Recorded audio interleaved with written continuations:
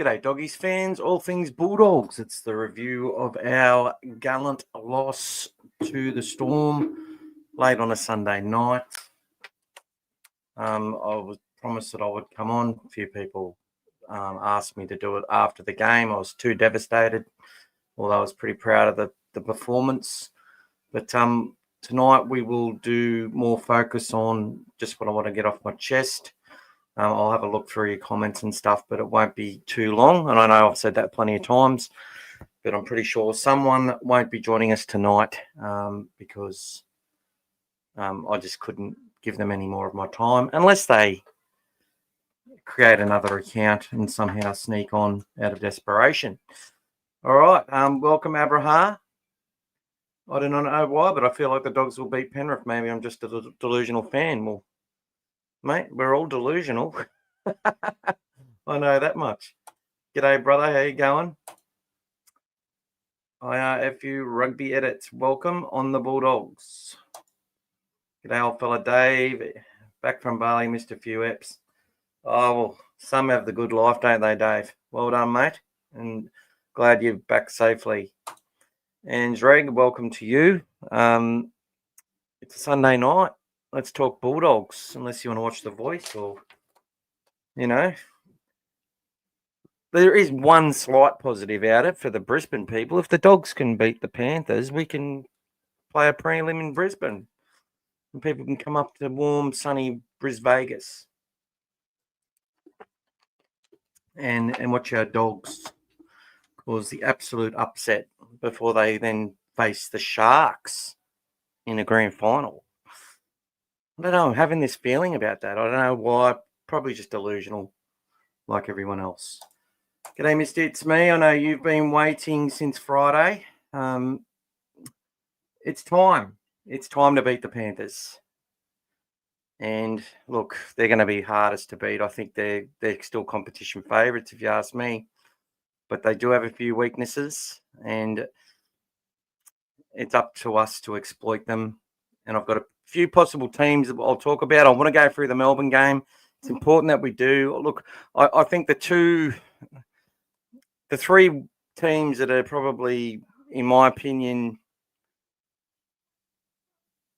in a very wide open competition, I think the Storm, Bulldogs and Warriors are probably the teams that aren't playing as well and have had the most sort of bad luck and injuries and stuff of recent times.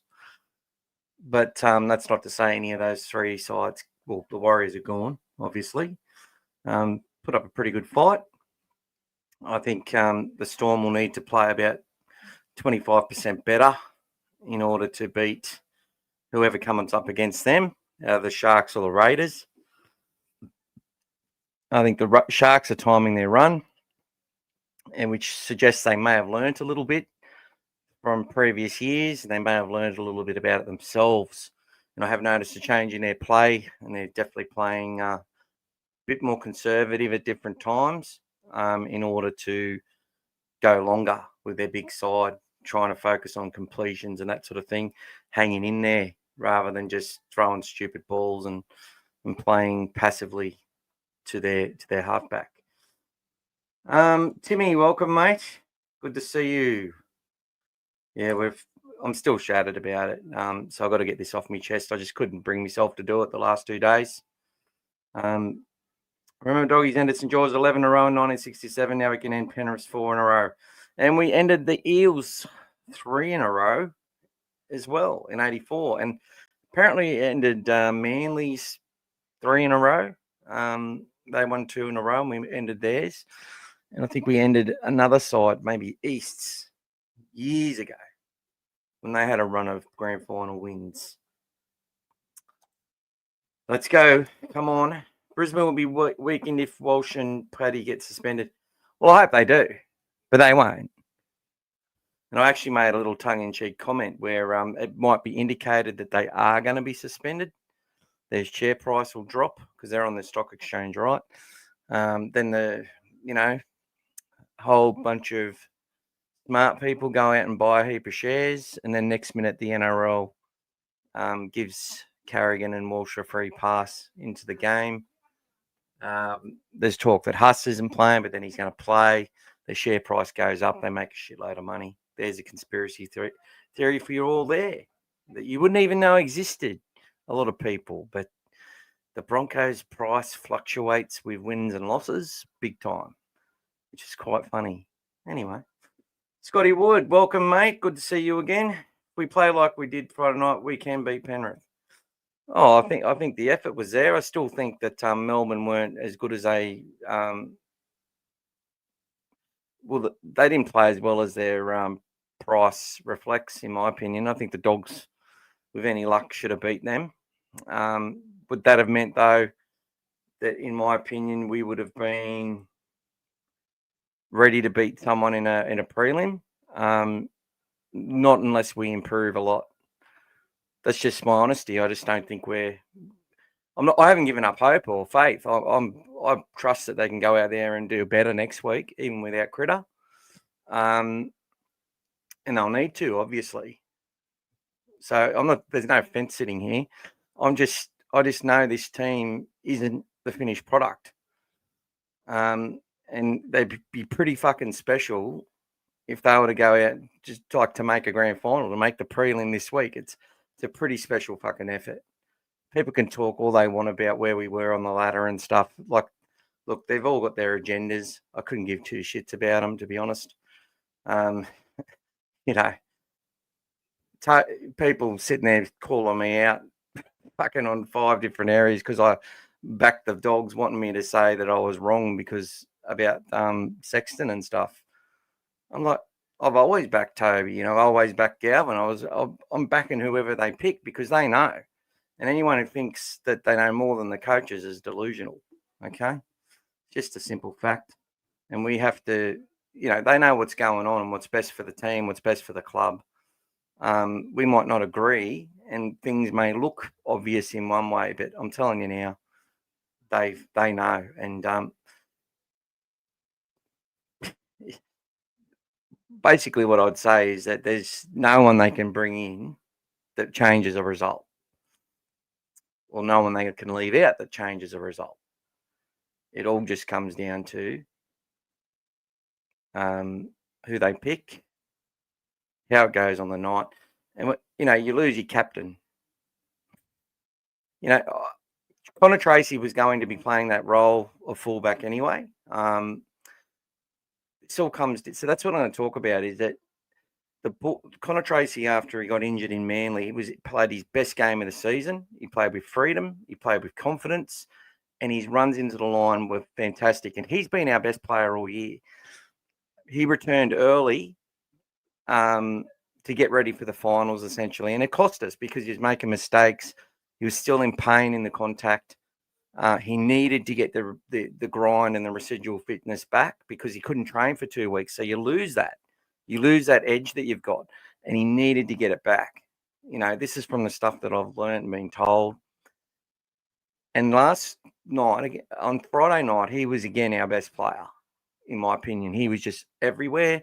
He was catching the footy. He was good in attack. He was good in D. He was there to make the tackles, even though a couple he couldn't stop. He was there. He was everywhere. Absolutely a great performance from Connor Tracy. And I'll expect him to go up to another level against the Panthers this week, against the Australian incumbent fullback, who's also probably warming to this match as well. And I expect him to play as well, the opposition's fullback in Edwards. So Tracy, fantastic effort. I felt Lachlan Galvin played pretty well. Now, you can talk about Toby straightening up the line. The coach, I believe, I said all along that I believe Toby would play a part at some point, whether it be through injuries or whatever. And he's kept himself going. He played well in hooker in some games. He's, just continued to do roles, to work on things. Hasn't always been a star in Cup. Hasn't really, in some games, influenced the scoreboard well. In other games, not so much. But it's hard when you got players in and out and they're sort of, some are flailing and some are leaving the club and struggling with their mindset. You got mates at this time of the year starting to get a bit antsy and shit like that in every club. Rumours going around and whatever else. It's just a shitty time, and he's kept his head up. He deserved his opportunity, and he had an absolutely good effort. But for the reason he showed why we picked him, and he also showed why probably they didn't have the faith that his ascendancy over the next couple of years was going to be enough to be that halfback. And that's not to say he can't do something special and prove everyone wrong, and I hope he does. I would have felt comfortable with Toby next year and the year after. It takes him that long. It takes him that long. I'm not an impatient person, whereas a lot of people are. But you get there, though. You get devastated when you lose. So what I wanted to see from Toby is that ball not go out in the full. That was devastating. And after we just... I felt that Matt Burton was enormous in this game of rugby league.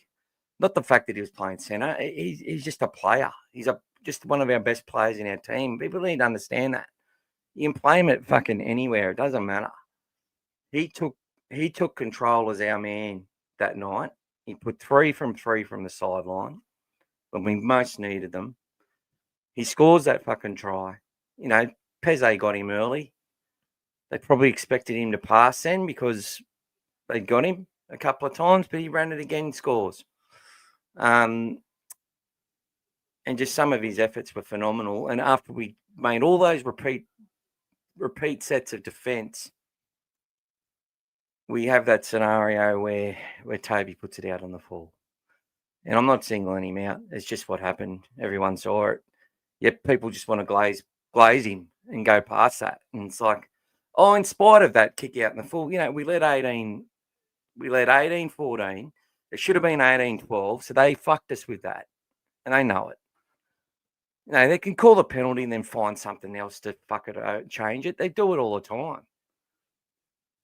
Like, he could have got a whisper from the bunker. Tell fucking Critter to question it, or whoever's out there. Tell them to review it. Review it quick. Whatever. Do something. Fucking don't throw 2 points to a team. Don't allow it. Find something. People won't care. If it's the right decision, they're not going to care at the end of the day. I know it opens up a can of worms, but I just thought that was corruption. But we weren't meant to win. Did we deserve to win? I don't know. We made some mistakes we shouldn't have made. A lot of people putting blame on Kickow and on Man as well. Like, Kickow went for his main man Burton. He went over the head of Galvin for that play.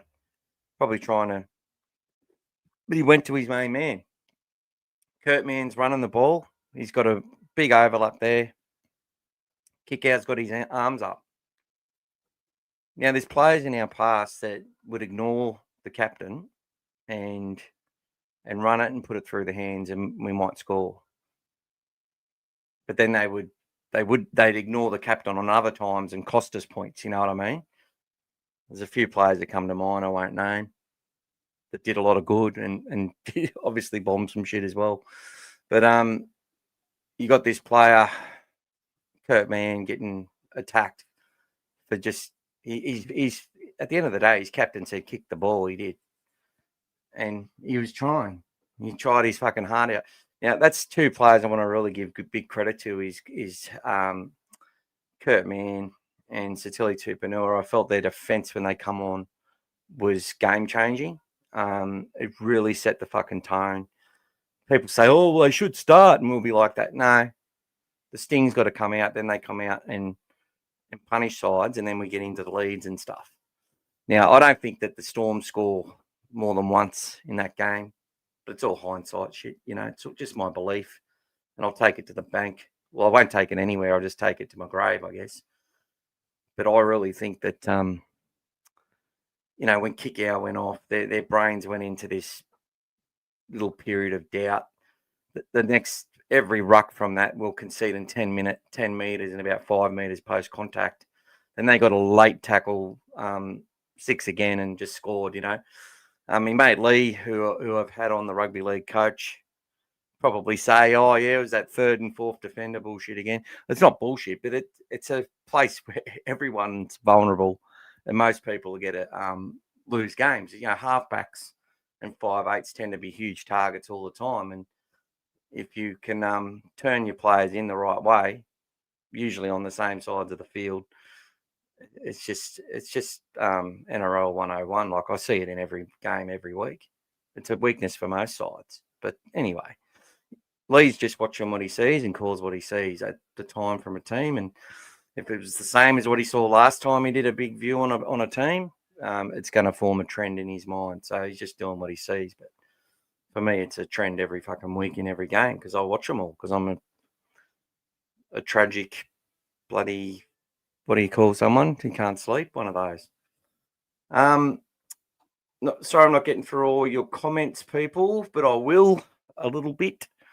In regards to this Storm game, I felt that for that first try they got, I was really stressed. I think I said to one of my mates, "We're fucking gone." Knowing Kickout was coming back on, I think that steeled me a little bit. But the guys then showed a lot of grit and resilience to get the lead, conceded late, which really sucked. A lot of people blaming Galvin for that.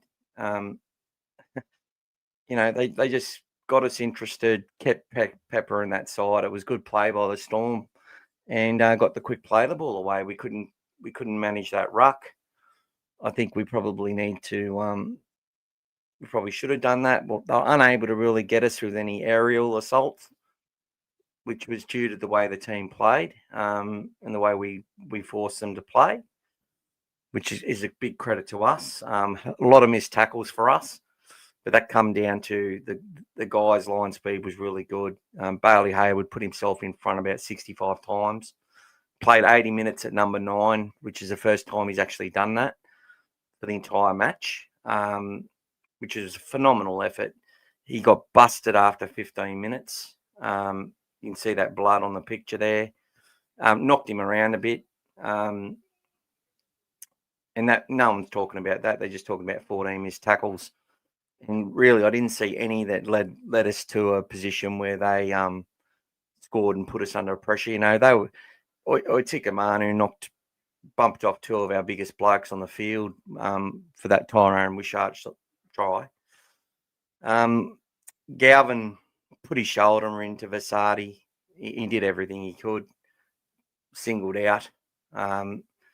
Preston tried valiantly to get back, as did Tracy.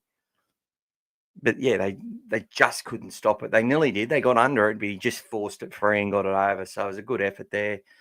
The young fella in the half, Galvin, I said it before we ever played him. I said that was a part of our game we're going to cop a little loss in.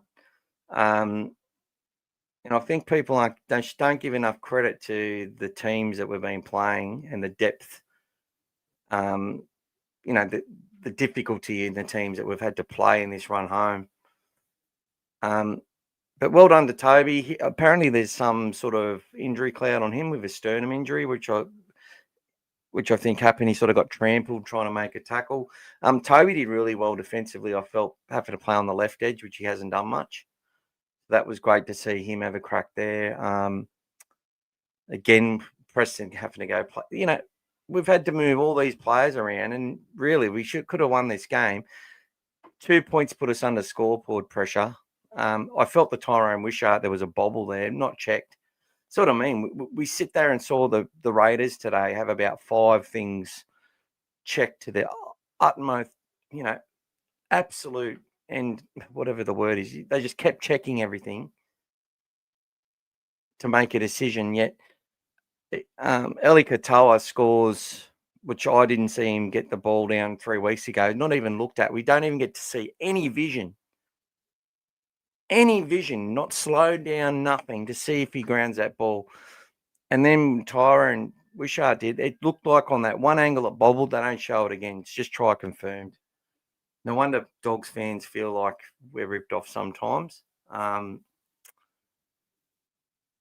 and look, it was the penalty count was 3-3, so you can't really talk about that. But the ruck, I listened to Lee say the other day that there was that half a second difference in the average ruck speed was nothing.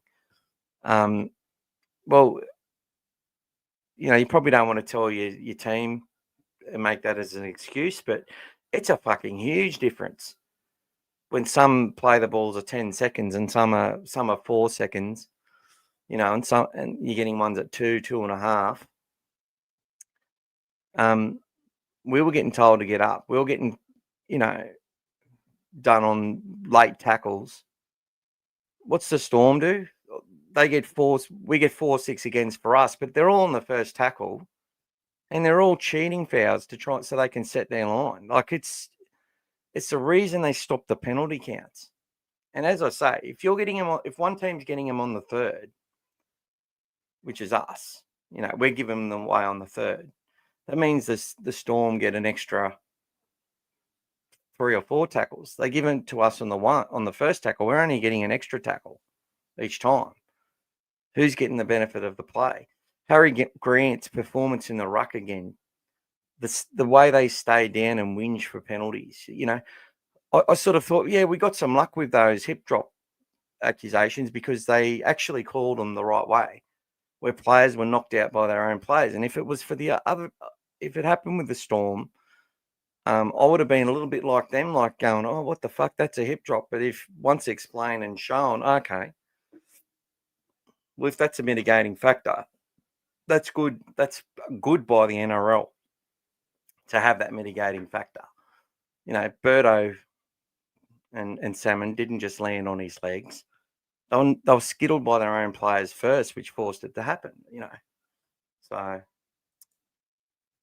reckon it'll be a tough game, but we'll edge it. Hope so. We need 80,000 Blue and White Army out there. G'day, expecting 70,000. Make it 80. I'm remaining upbeat that we can get the job done against the Panthers. Content influx. Hello, guys. Upset about the lost players wobbling into the game against Panthers, and I'm not confident Cleary is the difference. Yeah, I think he is. That is the biggest thing for us is Nathan Cleary.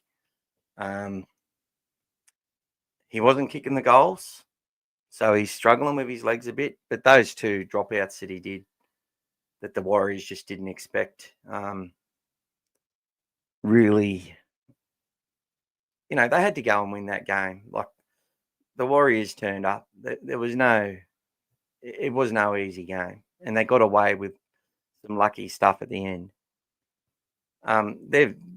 They've never been this vulnerable, but I still think they're the competition favourite. So we're going to have to beat the favourites to win. And I think if we can beat Penrith, we can beat anyone, including the Broncos in Brisbane. And stopping them I was watching the Raiders in that last bit, just hanging off them on their edges. If you go up and be passive, you're going to get burnt. You got to go in hard. You got to go in hard on those edges and just keep going, or you're done. They got so much strike, and people forget they were there in 23 as arguably the best and most exciting team in that comp, and beaten by a team that they shouldn't have. They should have won the grand final. They had better attack. Their defense was just as good, really, and they lost in the final minutes.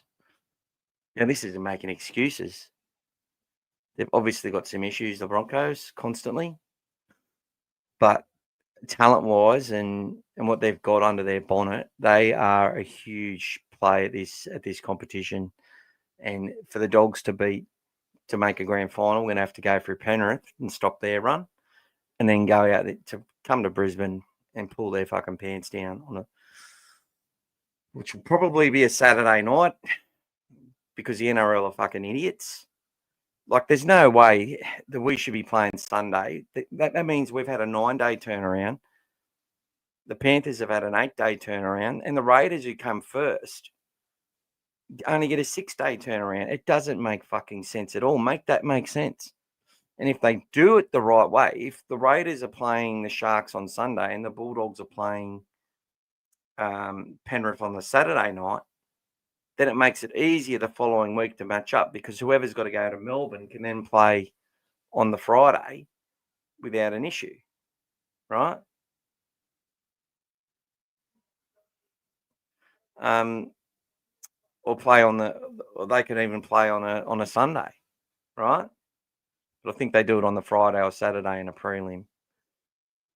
Yeah, they do, because they want to give that extra day for the grand finalists. But yeah, it just gives them all an extra day.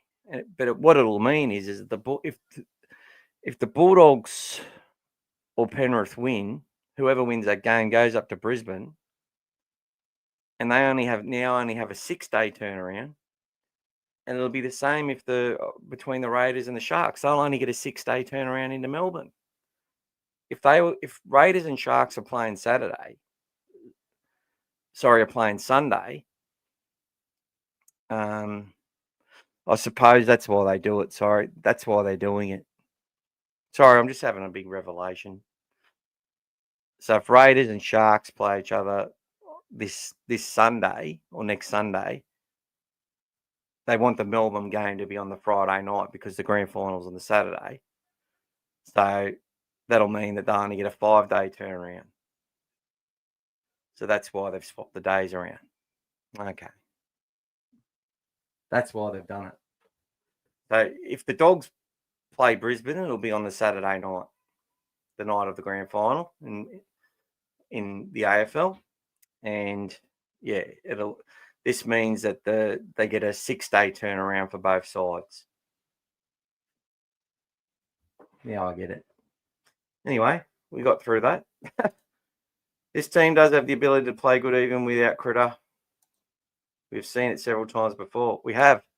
And that's why I love Critter, because he does his job. And then when he needs to do more, they get him to do more. And his influence will be felt all week through training and whatever else. It does weaken us, no doubt about it.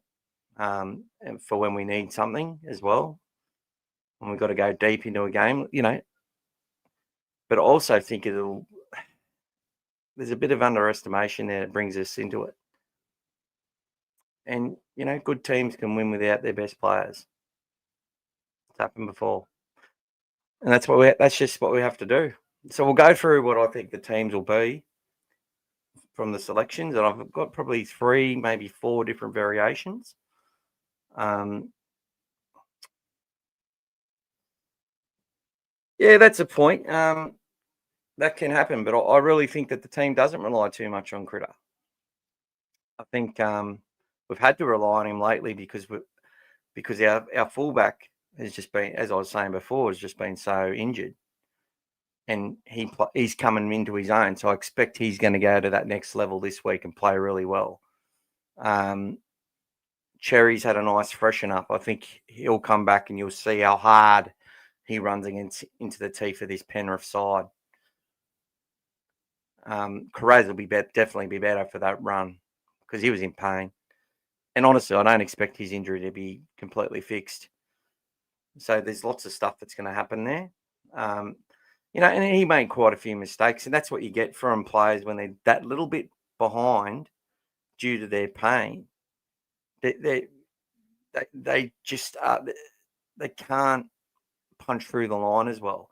So Carraz was completely hampered against the Roosters and struggled his heart out, and he could barely make the 80 metres he made. Now he's freshened up and had some big games since then. Played well against the Storm in that loss before.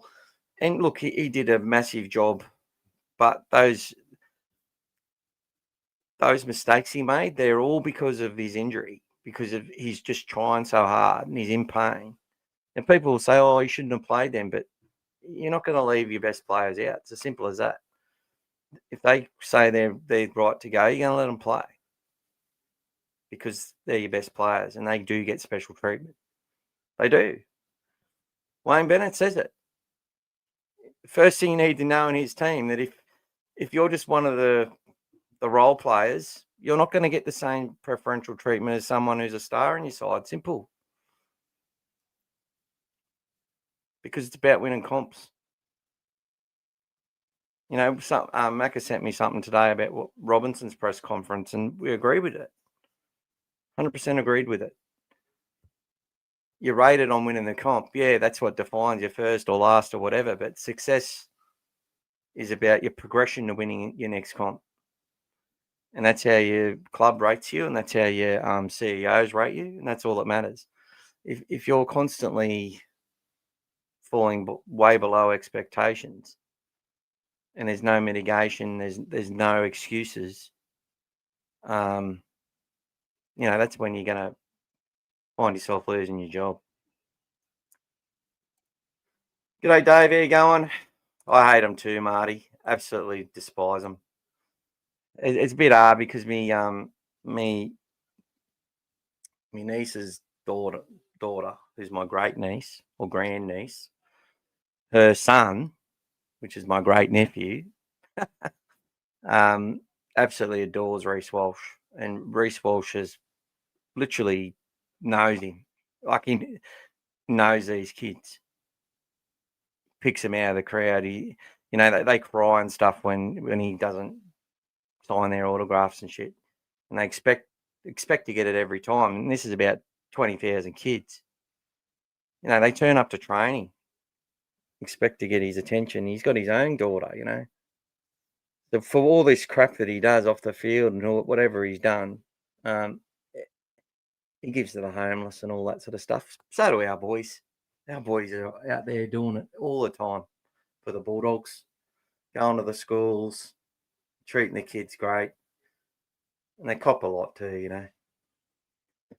That's what really annoys me, is that you get people on these platforms who know that their kids get to share in all the, the access that they get to our Bulldogs players, and then the parents of these kids and some of their brothers and sisters, whatever, the shit that they talk about the players after a loss. It's just no respect. I called it before the Broncos will make the prelim. Yeah, I thought they would win too today. For a long while there, I didn't think they were going to win. But once that roll-on happened again, look, I just think the Raiders have,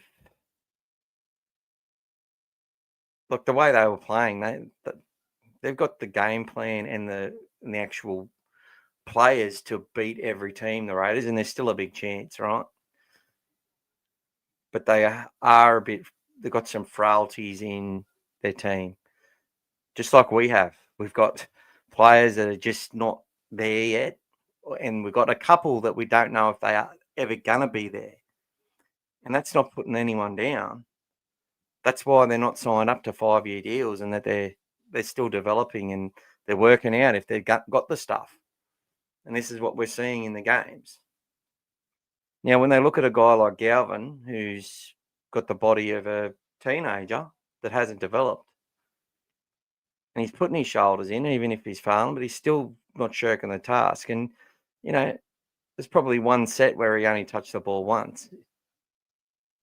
I actually rewatched it because I've basically said, Galvin's already had some moments where he's sort of been there in the right part of the game to take it on, whether he's got it right or wrong. And he's got it right a couple of times. George game will always remember that. Whereas we just haven't got that from Toby. It's just never been him doing it. But I watched him closely again in that last 20 minutes after the kick out on the full, and I thought they actually didn't do too bad. They were both pretty involved in that, and they got the ball to Burton a lot. So that's just where we're at. We're a team that's looking for our big players to take on the moments, and it does make us a little bit one-dimensional. And that's why we are going to need, probably to win this game, we're going to need to see a solution that comes from players that aren't expected to be the ones that win the game, if that makes sense. We don't have Cleary. We have Burton, though, and Burton is close to that. He's not Cleary, though. But for us, he's our Cleary, if that makes sense. He's our Munster. So we need Connor Tracy. We need a situation where Josh Curran's popping a ball for a Connor Tracy, or or Bronson Cherries does something amazing. We need one of these players that we don't expect to do something potentially outside of their role. When Bailey Howard makes that run for kick out to get the Roosters game back on track, that was out of the box. Didn't expect that, right?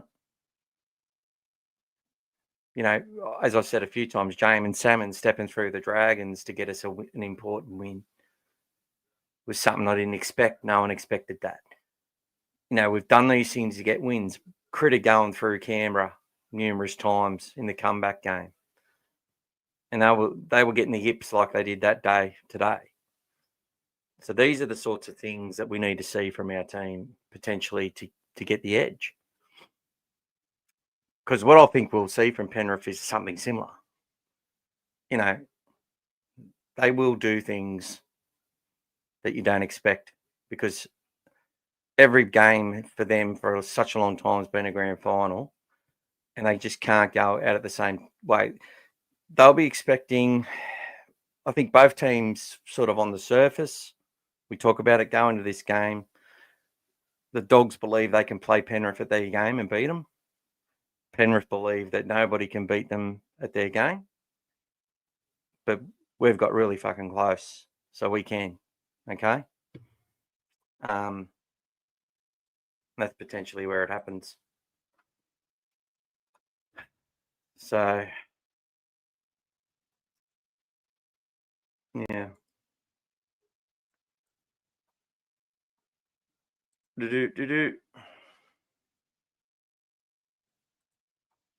But I'm right here right now. Am I still cranking? Is it still going live? I'm just trying to do something. Sorry, guys. Just had to fix something on here. So have a look at what you guys have been talking about, because I've been having a big yap.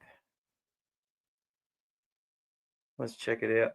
Timmy, they did it during Origin, playing without Critter, and last year at times we went okay without Critter. Yeah, and that's right. But this is a major semi-final.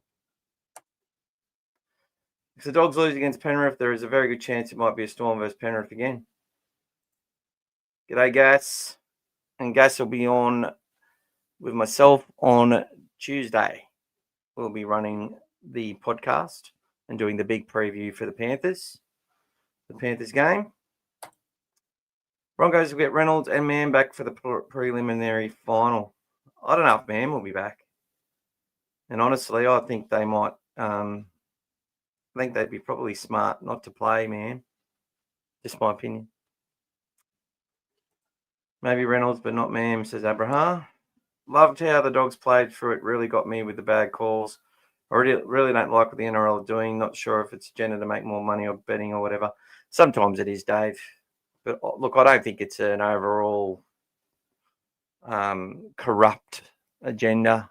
I just think some things potentially compromised at different times. And it just seems to me that, I don't know. Sometimes it just seems corrupt, doesn't it? But, when you look objectively and you go back and you go, fuck, we actually were lucky there. Quite a few games we were lucky this year. Got calls that our opposition coaches and fans weren't really happy with. And the Melbourne people are all saying that those were genuine hip drops that we did, but they weren't. And then I go, well, if it was us Dogs fans, would we be saying the same? And I reckon a lot of our fans would, just to be honest, and even me potentially. But I don't know. Just a bit of irony, the tuna runner-up teams the last few years that were beaten by Penrith. There you go. Storm and the Bronco. And look who have we played in our run home. All the last grand finalists. The Storm the Panthers, the Roosters, the last 3 grand final winners. Actually, the last 4 grand final winners. The Sharks, the Roosters, the Panthers, and the Storm. That's who the Dogs had to play. Then you add in the last 6. Well, you don't include the Cowboys, but Broncos runner-up twice in that period, and the Sharks in 2016, and also the Manly. So we all had to play the recent teams of the last decade who have all won comps on the run home. So there you go. We had no luck against the Storm. And if we did, I think we could have won 100%. As I said, I was confident after that first set when we went wide. That's usually a great indication for me. That doesn't happen to kick out. I have no doubt we defend them well. We get early advantage with stuff, and we're forcing Storm to expose themselves early. Do we score? Don't know. But I think we set the game up a lot better and we own possession. Just put us behind the 8 ball, and it is what it is. I mean, it cost us when Toby kicked out on the full. We were winning 18-14. Then he goes to kick it out on the full. Very costly. It was, and that's why potentially he's not with us, because that's the part which comes out.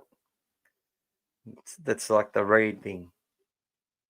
The Reid decisions when we're wrestling back momentum, the impatience, the lack of concentration, the going too hard in a tackle, the extra effort to rub someone's face when you didn't need to do it, and to cost your team possession and then to put you behind again.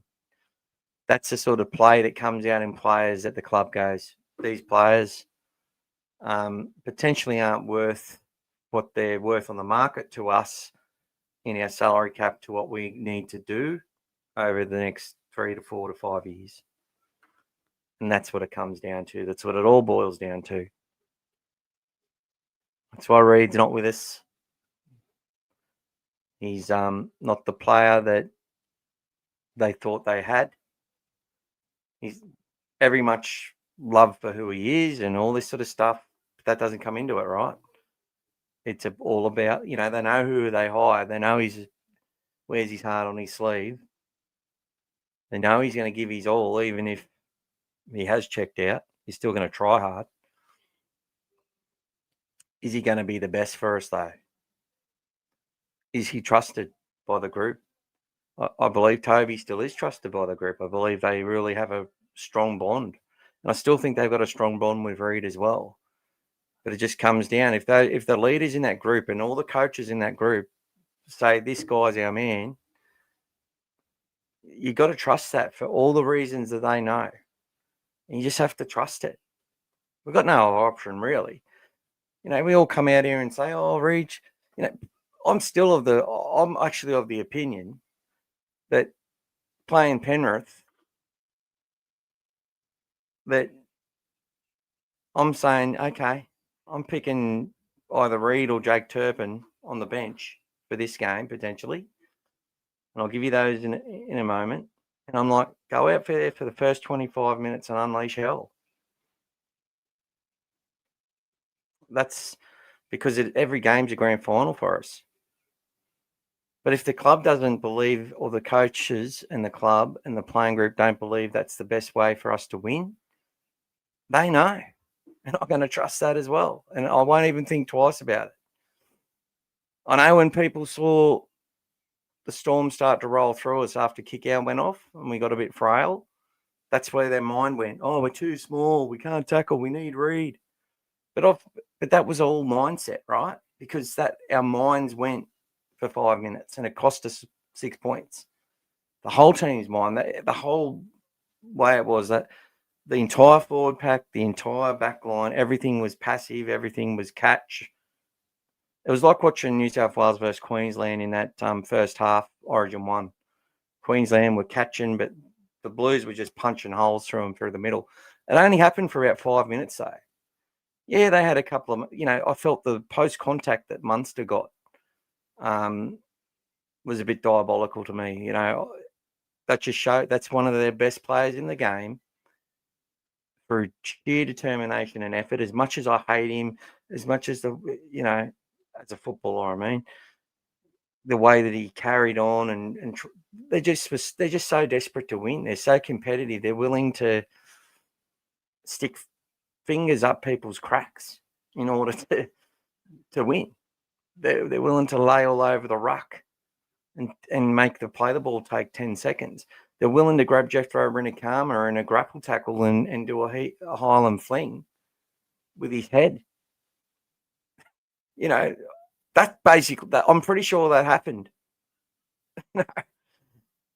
The kid's got hit high, I reckon, on 4 occasions. Some by shoulders, some by arms. His face was all bloodied up a couple of times. The 19-year-old kid, he didn't shirk the task one bit. Kept going. What a good performance. His legs were fucked by the end of the game. Our boys kept running. They were getting tired. By the time that intercept happened, Galvin could hardly walk. But the amount of meters that kid's covering, this is what people don't understand. He's covering a lot of meters, and that's what, and they loving that about him. They see that in Bailey, the amount of meters he covers. The Josh Currans, the Salmons, the Kurtmans, all the effort plays, the distance they cover to get involved, to be there if that play is required. And you see, a few weeks ago when Salmon returned, his coverage around the park wasn't up to where it was. Like, people are talking about him not taking enough carries, or his passing not being good enough.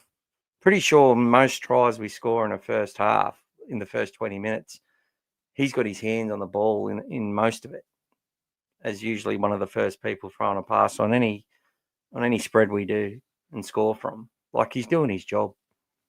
And he played his 100th game. And if you haven't seen, I'll put the video up from the Bulldogs of his dad presenting his 100th game jersey and stuff. It's actually really funny. His dad's hilarious. Worth watching. So here we go. That ball out in the full changed momentum. It certainly did. It certainly did change it. And Toby knows it. He knows it more than anyone. He's just got to shake it off, and if he's right to go, plays again next week and becomes the player he's destined to be. And hopefully that goes beyond what the Dogs expect.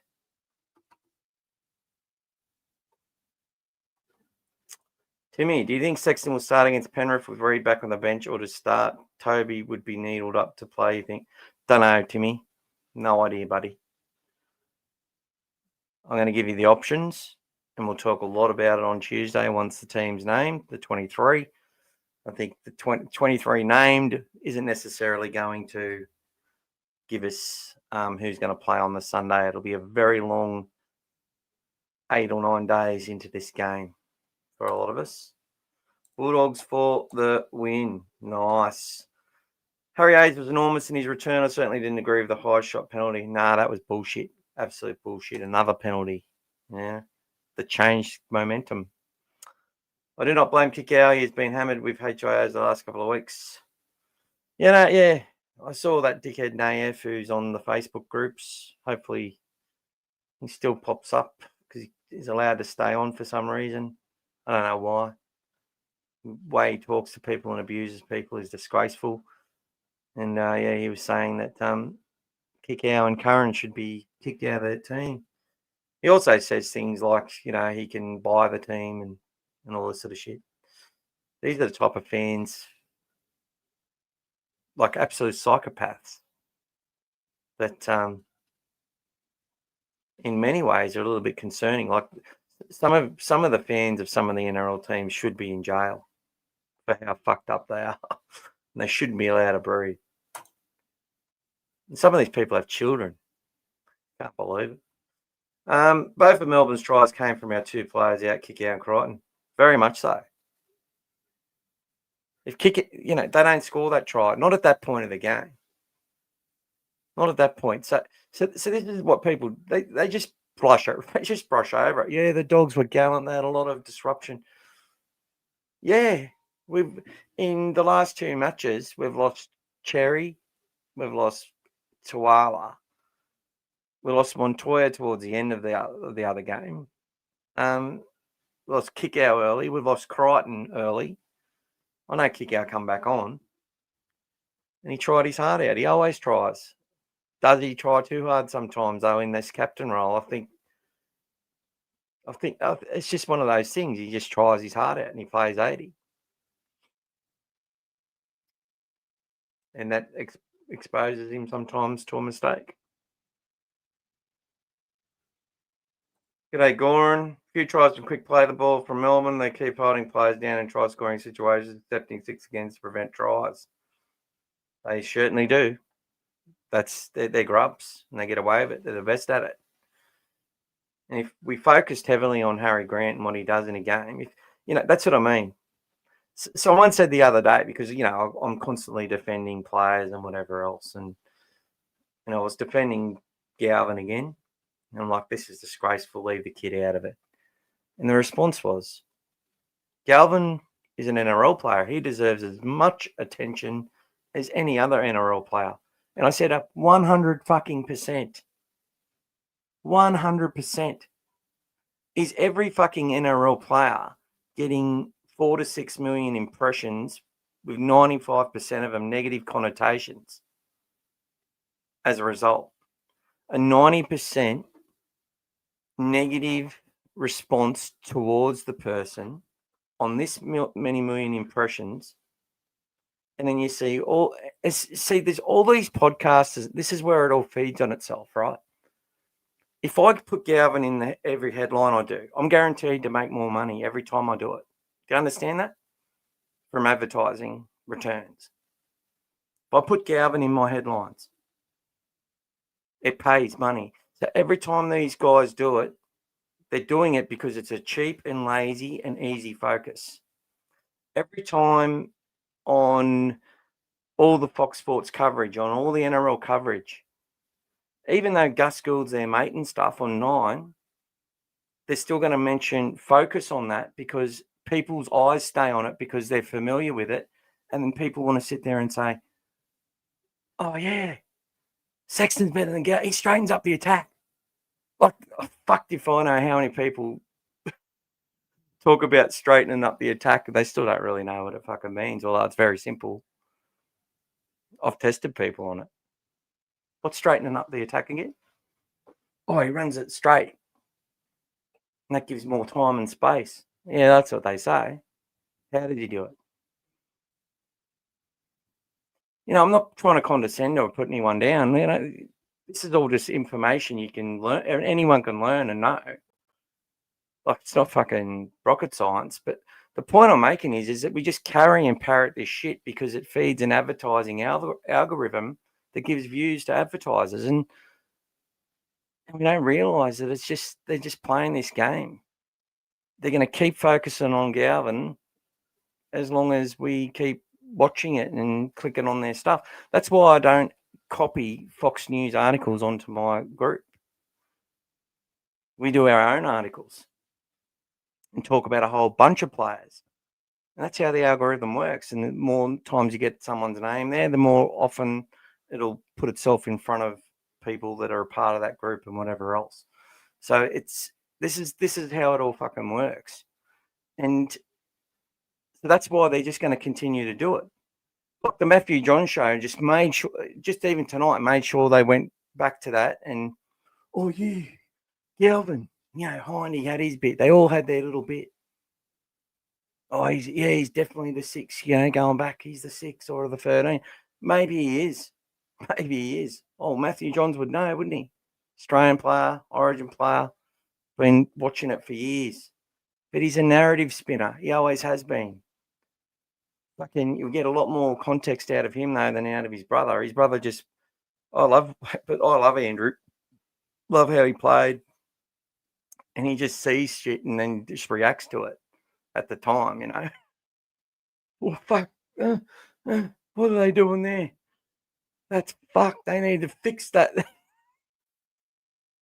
Could imagine the swearing that would be going on behind it.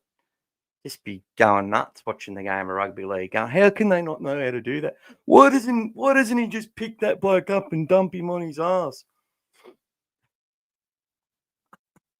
Because he's not Andrew Johns. That's why. Because he's not you, mate. He's not one of the best rugby league players of all time. I think you don't realise that this guy's like spending an extra 100 hours a week than what you were just to be half as fucking good as you were at anything. Man, listen to kick out and he shouldn't have, but it is what it is. We were very unlucky. Everything went against us. Hopefully this next game we get a bit of luck. But that's the thing. Do you listen to you see your captain there, you're like, oh, try doing it on the run, man. You try doing it, whether it's soccer, someone calling for the ball, basketball. Man, put the alley-oop up, whatever. You got to execute it. Not easy. But that's what it comes down to. Are we going to execute these plays in big games or are we not? Do we have the players that are capable of that in the NRL level at the crunch time, do or die,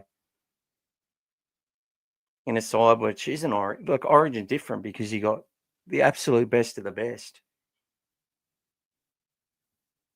Something's always happening. Where in these games, you've got a lot of role players.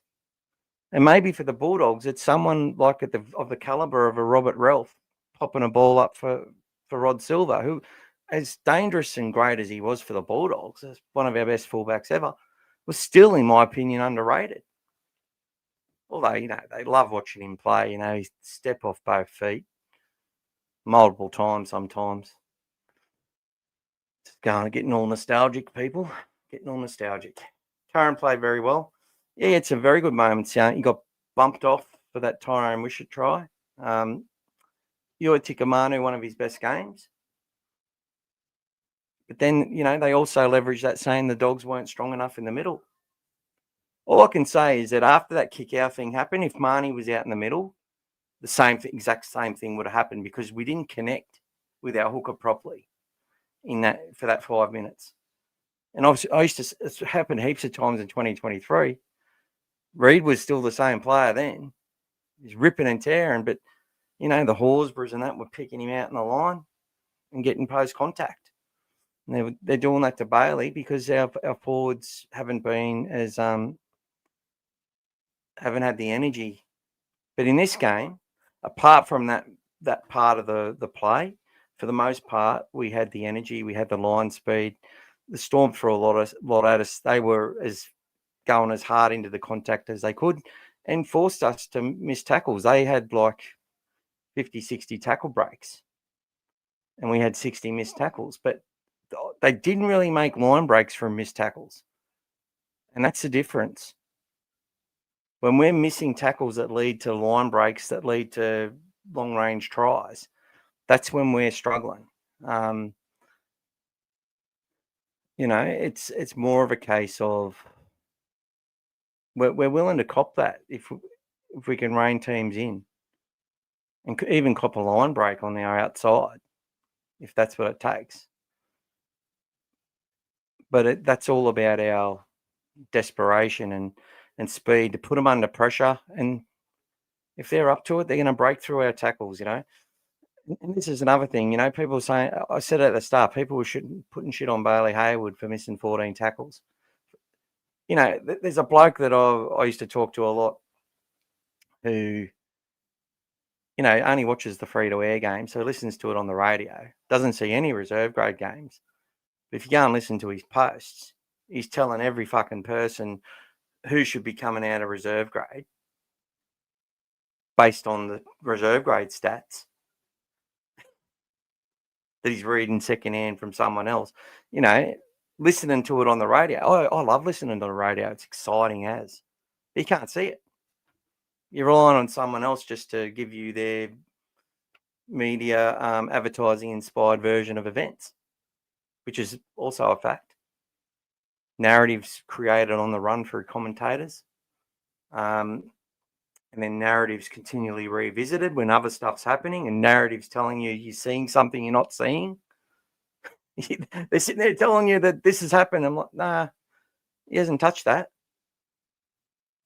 And then you sometimes get a little fella on one of the people they bring in to help on the side, going, actually, I don't think he's touched that. Yeah, he's touched it, hasn't he? So you try to confirm, he must have touched it. Anyway, I'm digressing. Curran played well. And he's been a lot better.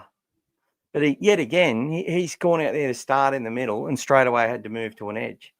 It fucks with you. But they've been trained to the minute to be able to adjust to these things, and I felt they did very well. Watching the game going try for try in the first 60, I felt the trend would need to end with at least an 8-point lead to win. Yeah. Insomniac. Thank you, Scotty, from 40 minutes ago. Gutted. Touch judge saw that Katoa knock on at the beginning of the second half. That's what I reckon. He was the same touch judge against us when we played the Rooters. Early second half, Eli Katoa knocked on, but no call made. Yeah, we saw that. 100%. I think his name's Matt Neon. Yep. G'day, James. Storm got the rub of the green again. None of them were hip drops. I actually thought Hines was one. Yeah, it was, in my opinion. G'day, doggies. Up the doggies. Analysis of the Nico Hines tackle the week before is probably why nothing was called. Yeah, no, I think it was more of a case that our players were lost their feet due to our other players knocking them off the feet, making it an accident. Whereas the losing your feet and then just falling down the hips, they consider that you need to be stronger. You need to hold on to where you're holding and concede that they're going to. You're just not allowed to drop. Rather than you're there to tackle and then someone knocks you down from your own, and that could have been your own team, could have been one of their players that did it. Nico got off because the media helped him. Yeah, Buzz helped him. And there will be some more Buzz Rockfield 360s coming out, especially for Scotty. And Peter Volandis will be joining. So Buzz and Peter will be trying. I think they were going to try and make it so it's Sharks Bulldogs grand final for the Sharks to win. And then Gould saw the PR and just gave it to them. Andrew Macca, crushing loss, but confident a big bounce back. They might only have one left in the tank. I feel if they had to play any other side in the 8, they wouldn't be as pumped. Penrith, AL, Darth Vader. It's Luke versus Darth Vader this Sunday. The Luke Bulldog Skywalkers versus the Darth Penrith Vaders. I think it makes sense. I really do. Like they took that break. They fucking didn't turn up. They knew they weren't going to beat us that week. They knew we'd be pumped. It's like they've kept us waiting on the field while they're fucking around in the dressing room. We're out there. While we're out there, our best player, Stephen Crichton, got hit by lightning, It's Bronson Cherry's back. And he's going to be pumped. As pumped as Mike Cool will be. We can possibly make the grand final if we beat Penrith and Broncos get suspensions. No suspensions. We can beat them. Whether we do or not, it's another thing. Whether it's like the likelihood is, we win twice out of 100 games played. That one of those games might be the one we win, That makes sense. You're telling me there's still a chance, like in Dumb and Dumber. By the way, that's probably one of the greatest games I've seen ever, and I've watched many games older than you. Yeah, it was pretty good. Pretty good. I just hate the fact that Cleary will do a nothing kick and somehow the ball bounces perfectly for him every time. I swear this bloke is doing some black magic shit. It's practice, man. Practice. And look, I don't even know if that was enough. That was probably just luck. I remember a magic round kick that Burton did that just landed, bounced, and went straight into Carraz's arms, and Navarillo scores. And they're like, oh, we can win. We've played shit all game, and we're still a chance of beating this Raiders team.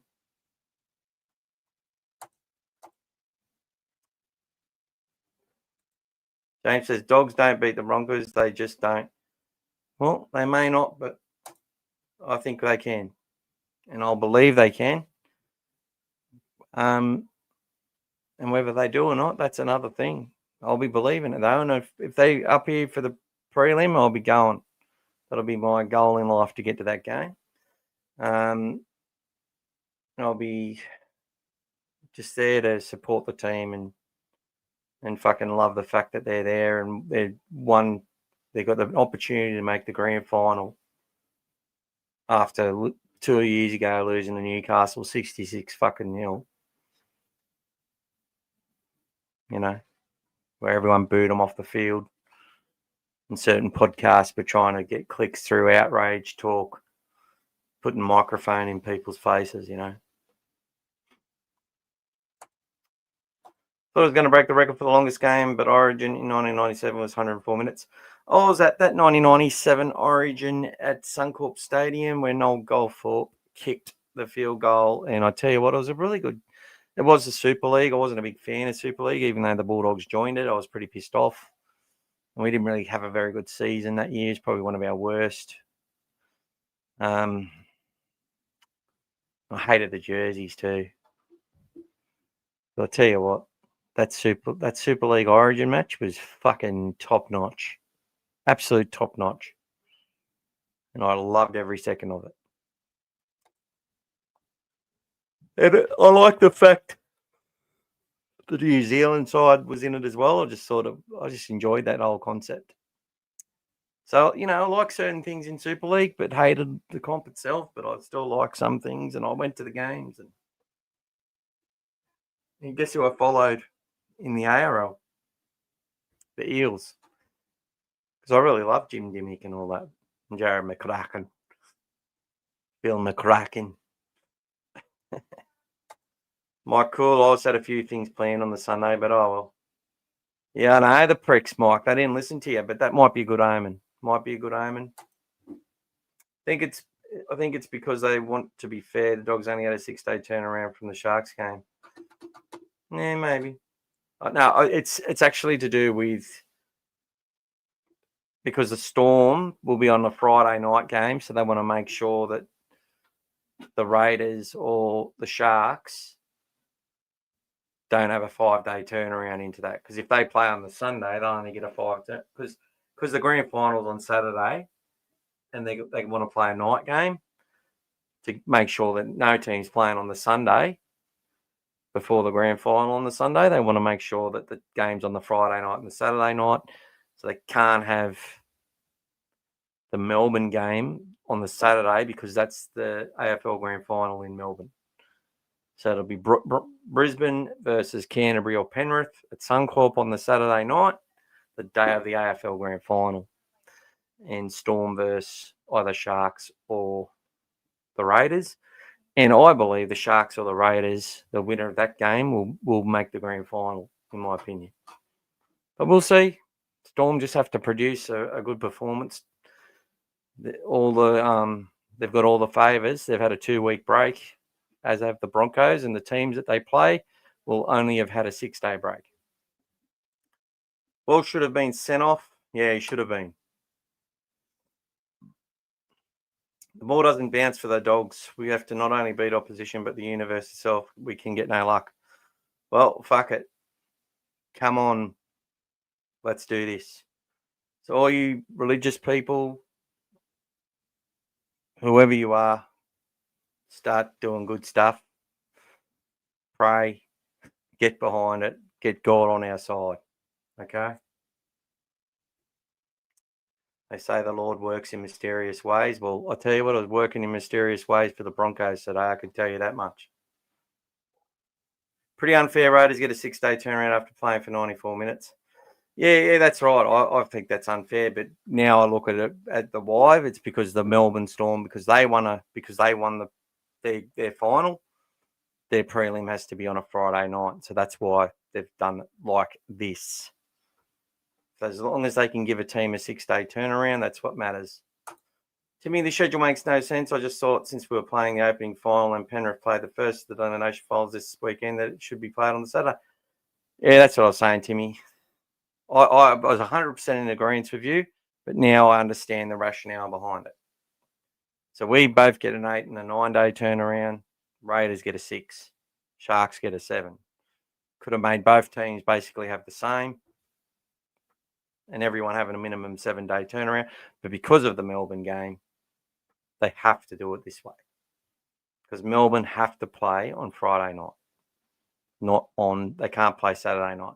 They're not going to play a Melbourne Storm prelim final the night of the AFL Grand Final, which is on during the day, I know, but it's just too big a party to do it. Galvin needs to unleash his short kicking game. I've hardly seen it. I only saw it against the Warriors, and I think, man, that just comes down to field position, and it comes down to the ruck speed, comes down to how much possession we had. So we controlled everything in those two games. We haven't controlled things in the other games, so it's been impossible really to unleash it. And they've gone more to the Burtons and stuff. And I think if we do control ball for a while, you will see that come out. We just haven't had any real long periods of controlled possession in good field position. It just hasn't happened. So we've got to win that. We've got to do that. That's how we win games. We're a bit one-dimensional, and it comes down to the quality of our whole team. I'm not saying they're not fucking great. I love them. I don't really want to swap them for anyone else. But you'll see as the plan evolves in time, we develop the number 13 that can ball play and play 80 minutes. That player is currently being developed. Now, whether it's Galvin, whether it's another player, that player is being developed for that role. Okay? Where they can tackle, they can run it hard in the line, they can get back, they can defend for long periods, they can throw balls, get away quick, play the balls, offloads, they can do everything. Take it to the line, cop it in the back, give space to their halves. We're going to have one of those players as our number 13. We're not going to need two players to do it. That's what we've had to do because we just don't have that type of player yet. But we're going to develop that player. We've just bought. I know it's going to do this, going to do that. And what about the now? I get that. But that's from where we are to where we're going to be. You've got to have your Roseos. So the Broncos have got that. They've got the Carrigan. He can do the ball play long minutes. They've got the long minute playing props. They've got an abundance of talented players and edge back rowers that have got big size that can defend all day and ball play as well. And they've been developing them for years. And they've got outside backs which are just busting at the seams to cement a position in that team because of the depth of talent they've got. We just don't have that yet. Not putting anyone down. It's just the way it is. But we will get there. And in 3 or 4 years, Bailey Hayward, they're probably wanting to pick him in Origin. You might not think it now, but that's where it's going to go, okay? Because that's the type of player they picked. Do you think Brayley was, picking blokes up and dumping them on their ass one-on-one when he first came in as hooker? Well, his brother was there first before he went to the Knights. It's a tough position. You need to be seasoned over a while to get it done properly. But his courageousness on the weekend needs to be absolutely applauded, not dismantled because you see a number that you don't like. Phil Gould says he'd rather a player that's sitting there putting his shoulder in 50 times and miss 15 tackles and attempt 50 of the tough stuff than the player who gets 50 tackles, but he's the third man in half the time, where he's not going in with the same impact and the same courage. There's people that are great at stats, and there's other people who are great at actually getting in there and having a fucking real crack. And Bailey Hayward's one of them. And that's why the boys love him, and and he kept going. He got that 80 minutes of a fucking semi-final under his belt, and he had a real crack at it. And he's got the scars to show for it too. Andrew, yeah, it's annoying. It's happened so many times this year. Next man up, says Scotty. Little grubbers for Burton or Cherry to score a try. Yeah, it's part of our game that hasn't really happened. And look, Toby Sexton used to be really good at it. It disappeared this year. He just so many times he put it into the feet of defenders instead of getting it through. Galvin's had a bit of success whenever he's done it. Birdo's one of the best at it.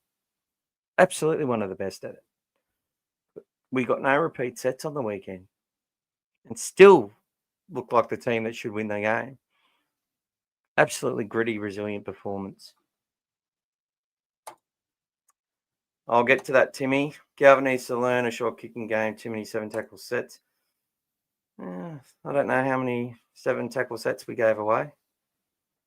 Was it, 1 or 2? I know the week before he did that kick off the second. He's done that twice off second phase play, where it's been a bit disorganised. But he'll learn it, Scotty.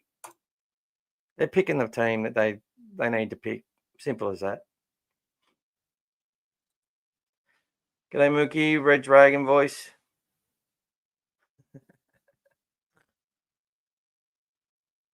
Doggies. Oi, what are you doing? Something like that. To win this game, we're going to need the whole team to play good and a lot of luck. Canave Mookie. What a comeback win today, eh, bruh? Fucking shit it was. We all hate the Broncos. Support play needs... But look, in a way, I was like... Prelim final in Brisbane, if we make it, I can go. Because I just can't get to Sydney, sorry. I've got too much on during the week, and it's the way it is. Too much stuff. We're watching, bro. Do you think we can beat Penrith? Yeah, we can. Bulldogs fans 10 weeks ago were like, we got this now, like, oh, shit. Nah, I don't think that at all, bro. See, I think most Dogs fans understand that it's like, oh, fucking, we're going awesome. We beat all the teams we should have beat. We've banked our points. And now we've got to get things ready for September so we can have a chance. And I think they've done that to the best of their ability. But lost some really important people along the way, unfortunately. There's a difference between we can and we will win. We can, will we? Not so sure. Cleary is a huge game changer. If he's not 100%, then we're a huge chance. Cleary could fall off, could slip over in the backyard tomorrow and break his face. Anything can happen. You might get a moon boot. Bro, you need luck in the finals. Oh, we've got a fucking Broncos. Who's this? Is this you, Carl Roberts? Laugh emojis. I reckon it's Carl Roberts. I reckon that's you, Mookie. I'll see. I'm going to have to find out. Carl usually can't say anything without a laugh emoji at the end of his sentence. Legendary human being. But look, I've got no time for banter, bro. Too busy living life. Have you forgotten about the flogging Panthers gave you guys round 9? Oh, look at the banter. Look, we've got something happening here. Oh, look at this. It must be, typical headline writer. That's all Queenslanders are. They're like, if the government, certain governments or whatever, if the media comes out and tells them this is the way it is, and 2 Queenslanders died today. Oh my God. 2 New South Welshmen died today as well. That's what they're like. Absolutely couldn't give a shit about anything, but they reckon 70% of Queenslanders stay in the town that they were fucking born in. Like that's unbelievable stats. I suppose they don't like leaving there, getting on the train. Well, it's 50-cent fares in Queensland. That's brilliant. 50-cent fares everywhere. On the trains, buses. Wish it was on the plane. Up to early, that'd be good. Who are we? The Duff 95. That's why I don't watch the pre-post game shows anymore. They started sending me crazy with how much shit they spit. That's it, bro. It's just hilarious when you know a player's actually going to be like Michael Ennis is going to be a coach. He's been a player and he knows shit. But the scoreboard, once the scoreboard ticks a certain way, he's like, he just tells you the narrative about why the team leading is so good, changes back. That's why I used to like Phil Gould commentary a lot. You just know teams. You just know them, know the history. You just be like, yeah, this team's down by 24 points, but I don't know, they're just not going away. I can see something happening here, and it happened more times than not. The comeback would be on. You'd be able to sense it just through stuff. Obviously, he's talking about Queensland coming back and beating New South Wales, but no, in lots of games. I remember that game when Jamie Soward took the dive. They were smashing us all game, and Gus kept saying it. Dogs aren't going away here. They're close enough. Like, they haven't looked like doing anything in this match, but it's one of these Bulldogs games. They're going to do something. Jamal Indra scores to win the game. He looks like an absolute legend, and then they steal it from us through Jamie Soward, the real Milky. Samuel was coached very well in this game, showing and pointing out Melbourne playing the ball off the mark, which was excellent. But is that he would call 2 out of 4 off the mark, blow a penalty. Well, see, that's the sort of stuff, Dave. Like, if you can come to the podcast and point out these little things where you watch someone in their actions on the field and you focus on what they're doing, good or bad, and pick a player out that you don't necessarily like, or pick someone out that you really do like, and look, how can I be critical of this person? And you start to see the game differently. Like, we sit there and watch it through the TV the way they want us to, because that's why rugby league's such a sellable thing on television, because you got a lot of the time you got 26 players in the screen, whereas AFL, the screen can't capture everything. It just can't capture everything. And there's so much going on that you just don't see on the TV, which is why it's a pretty good game to watch when you understand the game and go to the games and see them from any level. It's quite really good to watch. There's a lot of shit happening, where the ball's nowhere in play. People are fighting and wrestling and, setting up dates with each other later on. Well, it is the GAFL, as Peter Volandis would say, in rugby league. Ezra clicked more times than Galvin and played less games than him. Yeah, but what are you talking about, mate? Ezra Mam is one of the best talents to come out of Queensland. I went and watched him for South Slogan, mate. There was him and we actually had Credence Toya at our team, and you give it to Credence or you give it to fucking Ezra. And the shit that those two could do in that comp, but Credence just was missing something up here. Ezra Mam's a fucking phenomenal footballer, and he's tough. And that's what makes the difference between the good and the shit, or the really good and the half good, because they'll put their body on the fucking line. Like, he used to miss heaps of tackles in NRL, but he fucking put his body behind it, put his shoulder in, smash people, same as young Coruscant, right? Ezra Mam is a hell of a footballer. I don't give a, he's done some, he shouldn't be playing this year.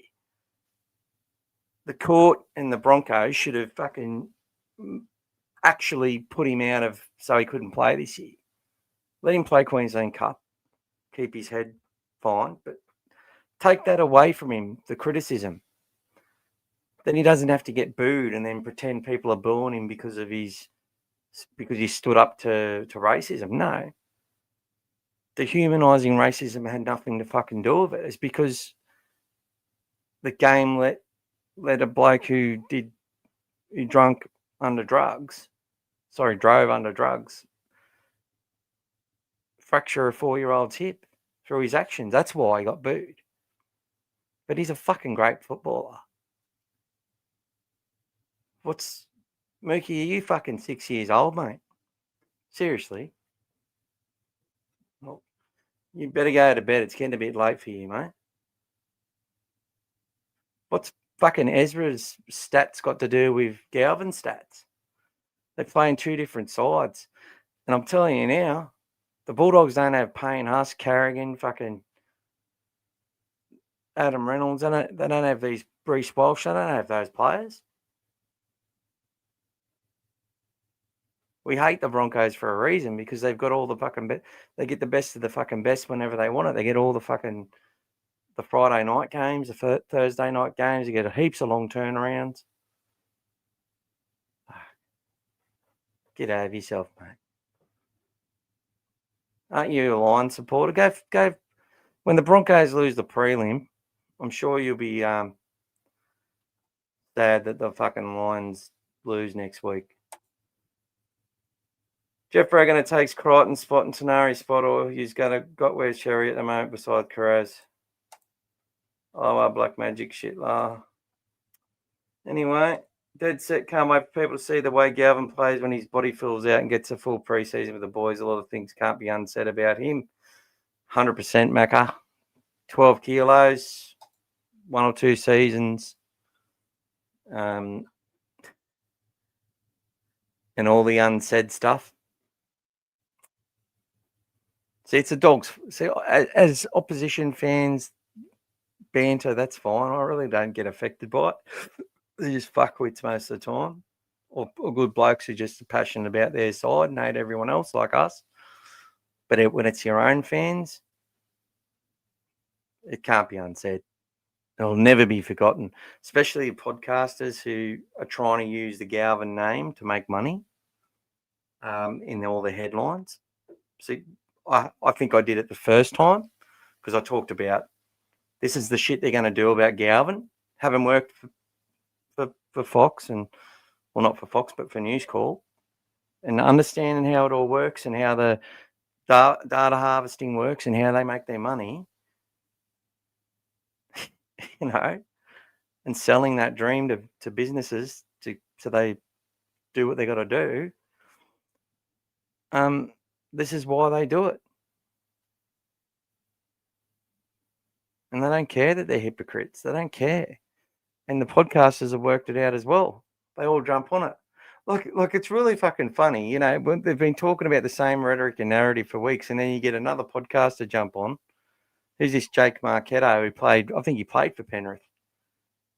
And I've been listening to him a bit. He's got some good takes on things and some shit takes on others. But then, he's like, he comes out last week and goes, I reckon it was a bad idea for the Bulldogs to remove Sexton and bring in Galvin. I'm like, fucking hell, mate, where have you been? And then you have a look at his thing. It's got him the most views in ages to his thing because he used Galvin's name in his headline. That's just being a prostitute, in my opinion. It's the Galvin pussy effect. Galvin did nothing against the Bulldogs when Tigers flogged you. Oh, correct yourself, Tigers in wet weather. Oh, good old Mookie. He loves it. He loves getting on here and Giving it to the dogs. See his little laugh emojis after he says shit. Imagine if you lived in a world where every time you spoke, you went, well, you went laugh out loud every time you said something. Chris should invite Nathan, Bizza, and Eddie over for a nice beef Wellington with mushrooms. Oh, that's like Scotty. You should pay me money to say shit like that. Come on. How do you know the dogs are hunting for a 13? We're not hunting for one. We're going to build one, mate. Well, Kurt Mann and Jamin Salmon aren't going to be there for 100 years. I don't see Jamin growing that size and being able to go 80 minutes in that role. Ever. But two sessions at it, yeah, with a break, no problem. But, yeah, the damage these guys do to their bodies to do this role, we will develop a 13 that can do that. We will find a player that can do that. Whether we develop them in 2 years, 3 years, 1 year. Like, really, if you're looking at it, Galvin, the height he is and the aerobic ability he's got to get to the meters he covers over the park, over 80 minutes, he's going to be the one that grows into that role. I'm pretty sure of it. Not sure if Burton could handle it. All that physicality through the middle and doing everything he does. And he's just got too many other skills and tools that you'd want to, they'd just be compromised for him to do it. And for those who want him to move to 13, so Woods and Galvin can play 6 and 7, well, be careful what you wish for. You know, I'd hope that Woods over time, being an AFL background, should be able to kick the footy. See what happens. Got Cade Dykes coming next year. If he can get that injury right, he's someone that was one of the best juniors coming through in rugby league as well. The anointed one from Cronulla. You know, they lost their anointed one to us. Comes to the Opportunity Club. And he might be one that puts a lot of pressure on some of our players we're growing to love, like our Tracy's and that type of thing. Young fella Finau from Dragons will slot right into 13.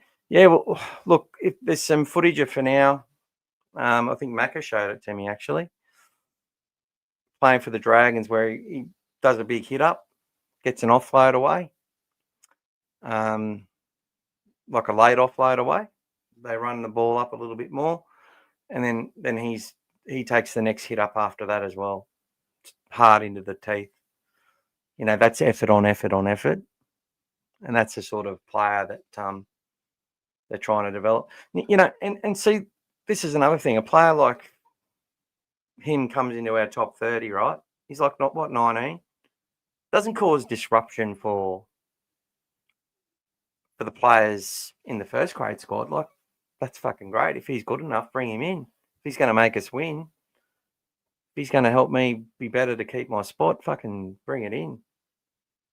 We're living our dream. We're all clocked up 50, 100 NRL games or more. Fucking life's great for us. The players that it affects are the juniors. They were like, oh, fuck. Thought I was next man up. Thought I'd be making the top 23 next year. Now I've got another fucker in front of me. I've got to work harder. And some get to work harder, and they surprise us when they get picked. Come out of obscurity, and all of a sudden they become one of our favourites. Then you've got a player that throws their toys out of the cot or says, fuck it, I need to go, and this player is an absolute champion. We're a bit deep we've got a lot of depth in this position, it seems. They go talk to their manager, go get themselves a spot somewhere else because they're smart. They don't sit there and whinge about it. They just go and know where they've got an easier pathway. And that's why you lose some players. And then you get players who try their ass off, but just, been with us for years, doing the best they can. Clubs made them a lot of promises, and then all of a sudden they're out of favour because they're just not at this point of time, at their age and where they are, they're just not going to be in the conversation. So it's time to go. Okay, so that's the sort of shit we're dealing with.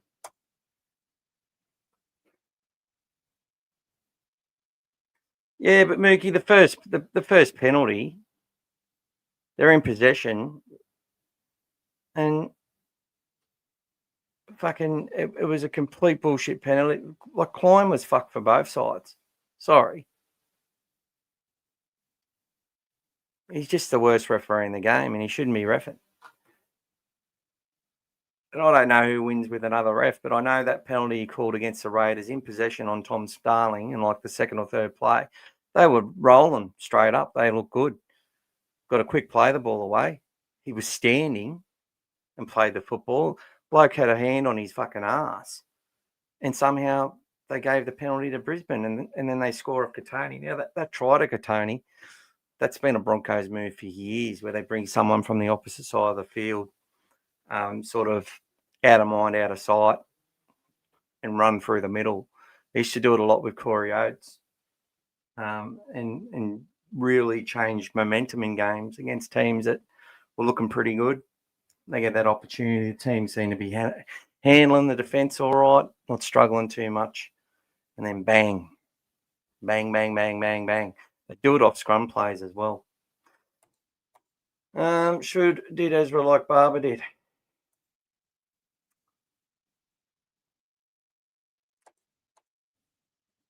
Getting on your nerves there, bro. Well, it's not my fault, brother. No, you're not getting on my nerves. I'm just answering you, mate. I'm just entertaining you, bro. I couldn't give a fuck about Broncos fans. Broncos fans don't like. Fuck, that was funny when we smashed his eye last year. Liam Knight was doing that in the sheds and Reed. Learn how to play football, doggies. Bulldogs for life. Do Tony.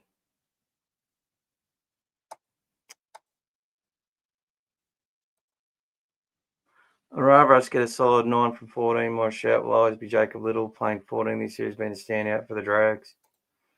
Do we have a standout in the lower grades? Look, we've got players we're developing. I think Jack Todd could be that type of player, but I'm not sure if he's about 106, 107 kilos. Does he trim down a bit? And is he going to have the sort of mobility to do it? He's pretty mobile. He's got really good footwork, can get to his front, and he's got good ball handling skills. It's just going to come down to see. That's what I mean. When you're assessing your hookers and stuff, it's like you think you got an 80-minute hooker. You don't have to carry another hooker on the bench, right? You can just carry players that can fill into that role if they have to. But if you've got a player who's loses their mind after 60, you then need to carry an extra one. And I have no doubt that Bailey Hayward would have started to play, come on and play hooker, probably from round 3, had Burton not got injured so early. He got injured round 2.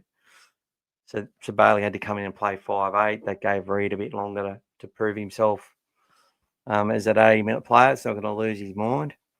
It sort of happened in the Broncos game where they, Presto just knocks that ball on. Reed runs out of the line inexplicably when he's never done that early.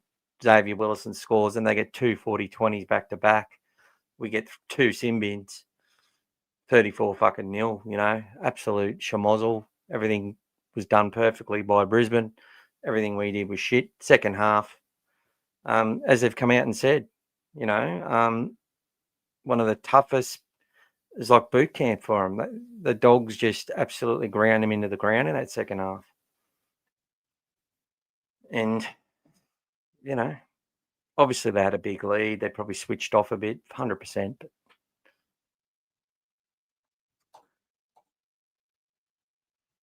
yeah, they're funny, bro. They're a lot funnier than I am, mate. I can tell you that now. Good luck against the Shark Ponies. What's going on? That's it. Bulldogs for life, brother. Your brother played for the Bulldogs, did he? And your nephew.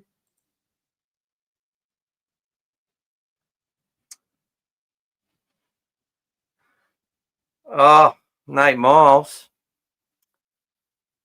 What about Poogate, mate? Yeah, we love Nate Miles. He took the money and went to the Roosters, so fuck him. But yeah, I actually like Nate Miles. I still never thought he actually reached his potential, to be funny. But the roles he played at Origin with his forehead really helped them. And very tough man, good coach, good Origin coach, and you know, real nice guy off the field. And Addo is your nephew. Oh, well, that's great because we love Josh Addo, Mookie, and we love Joash Papali, who also loves Josh Addo, and we really miss Josh Addo. Wish he never went for a drive in his car that night. My cousin married Cameron Phelps' sister. Well, there you go, Scotty. Fucking hell, keep it in the family, my friend. Oh, thanks, champion. 1998. I actually, that grand final, we played our grand final the week before, mate. We played our grand final the week before against the Eels, and we were very happy with that win. And we won the first half in that game. And we dared to dream. And then Tony Carroll busted through and it was all over. But 2006 was probably the year that I fucking hated the most. In the prelim, absolutely smashing you fuckers until Sean Berrigan, the worst best player of all time. We had Barry, his brother, actually, played for the Bulldogs for a bit.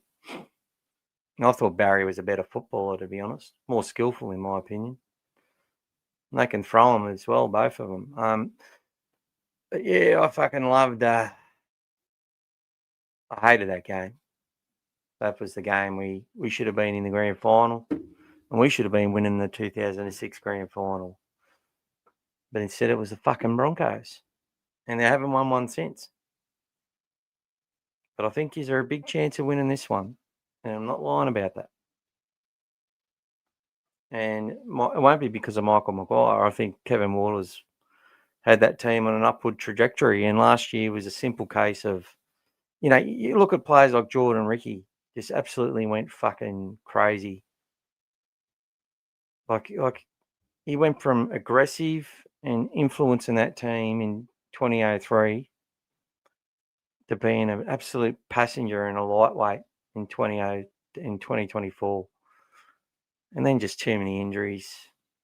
Their heads were fucked from what happened to them. They should have won the grand final against the Panthers. Yeah. I'm glad they didn't. They might win it this year. Oh, thanks, Mookie. What a fucking champion you are. Thanks for joining, brother. Appreciate it. Mick, if we beat the Broncos in the prelim, are you going to go to the grand final? I don't know, mate. Probably not. I know that sucks, but I've got 2 jobs to do that week, unfortunately, and it's going to be hard for me to do it. So, thanks, Mookie. Much appreciated, mate. Bulldogs 22, Panthers 18. How would you compare the Serrato era so far versus the Hasler era? I think Hasler had a team pretty much set up, ready to go. I think Jim Dimmick would have done pretty well. I think the biggest influence Hasler had on was Benny Barber, who we managed really well. Kevin Moore managed Benny Barber perfectly. The club knew what they were doing with him. And Des worked on his defence and nothing else. He got him as fit as he'd ever been through the pre-season. They just reckon Jimmy was a little bit too something similar with Trent Barrett that they say, they're really good they're really good blokes, and the players love them, but they love them a bit too much, sort of thing.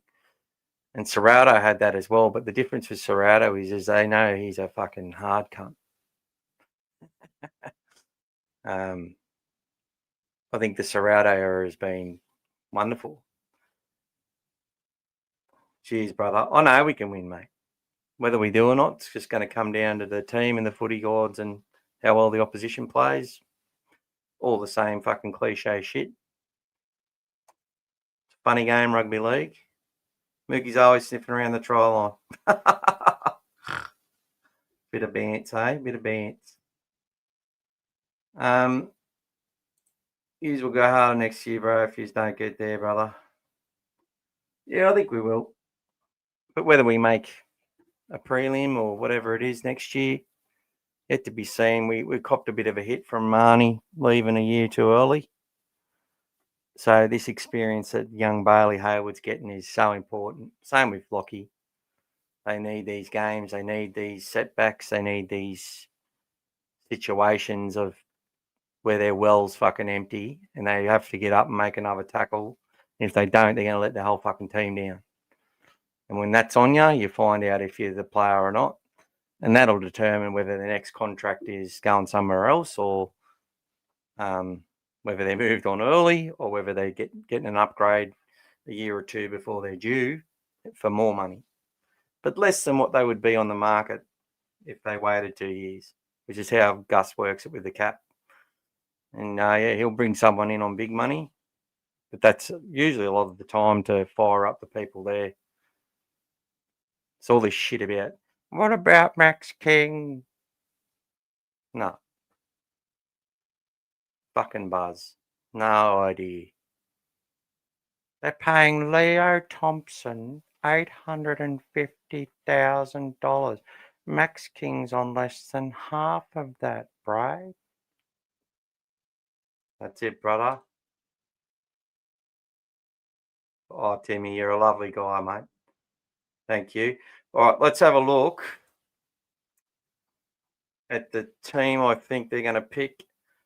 We got Connor Tracy, Jeffro Rinikama, Matt Burton, Bronson Cherry, Jacob Carraz, Lachlan Galvin, Toby Sexton, Max King, Bailey Haywood, Josh Curran, Viliami Kikau, Jacob Preston, Jamin Salmon, Kurt Mann, Satili Tupanua, Harry Hayes, and Reed Marnie back into the 17 is what I think they will do. The other sides, though, guys, I'm going to write this on the chat.